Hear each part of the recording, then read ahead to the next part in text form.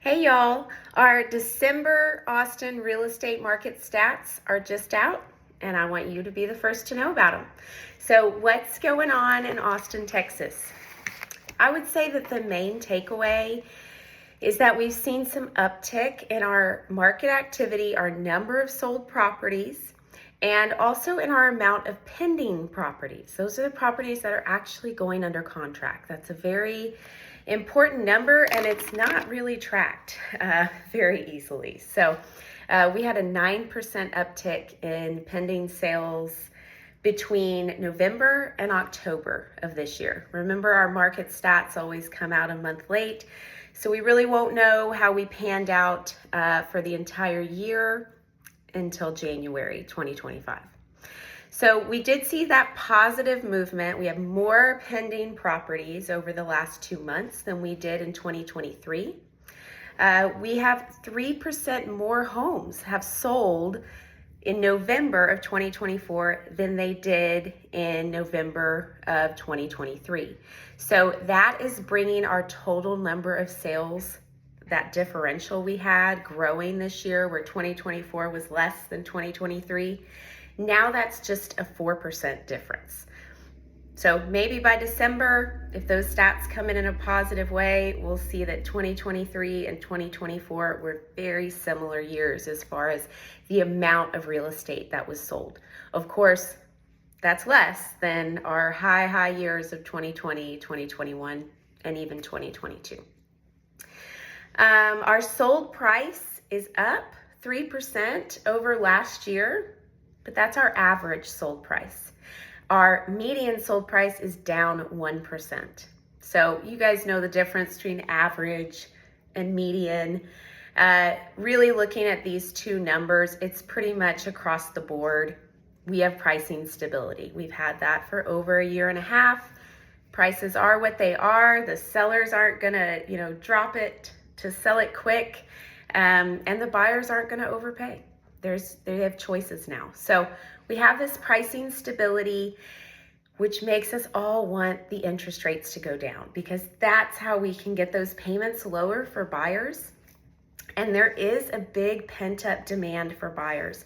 We have about 3 years of pent-up demand as buyers that, maybe they would have bought, but they've sat on the sidelines waiting to see if this market really has stabilized. It has. And if interest rates are going to come down. Now, we're usually very optimistic about the spring, and that's always true each and every year. But this year especially, we've just put an election year behind us. We've had almost 2 years of pricing stability in Austin, and the consumers feel like interest rates will be going down in the spring. So they're starting to look, and there's a lot of options available to help with those interest rates. New homes, they'll just give you a 5%. So sellers can help buy down those rates temporarily or long-term. There's a lot of things you can play with and talk to your agent about to make those payments work for you, even with the interest rates where they are today, which is about 6.5%.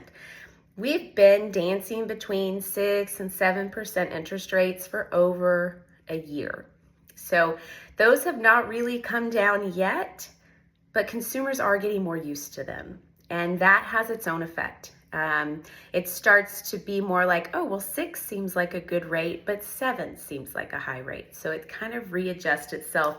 Whereas a year and a half ago, everybody was waiting for the interest rates to be at 5. So that perspective is a little bit different. Through the rest of this year, y'all, of 2024, I think we're going to continue to see listings come off market and wait to relist in the spring. Now, most people believe the spring is like April. That spring market, really best time to list is going to be end of February. You get a jump on the spring market. Everybody's optimistically looking at the market. You can kind of get in front of things before the rest of the masses come on market. What we don't know is how the buyers will come out in the spring. So we are expecting a lot of sellers to come out. Just with looking at the withdrawns and expired listings this Q4, those properties are probably coming back on along with new listings for the spring. We don't know how the buyers will be performing. So that's always the wait and see. I'm just really excited that we had an uptick in our market in this late Q4. That's not even really typical with seasonality. So that's a good sign leading into our spring 2025. Buyers. If you're a buyer, right now, I mean, you can kind of scrounge through some off market, some expired, some withdrawns to try to find properties. Your options will be decreasing through the holidays. And I would expect more options to come out on the public market starting in that late February. Now, along with more properties coming on and our spring market, it means more buyer competition. Even in this kind of chill market, y'all, there are properties that get multiple offers because they come out with a great price, good condition, good marketing, and they'll get 3 or 4 offers in a week. I just had a buyer lose out on a property because it went under multiples, even in December. So you can always sell a property like that. It's not that you're at some crazy low price even. It's just you went out at the actual price that properties are selling for, and you look great, and your marketing was stellar out of the gate. Still get multiples. But buyers, a lot more probably to choose from starting in February on the public market. We're hoping that interest rates will go down. And a lot of the experts on that are still saying that they should. Sellers.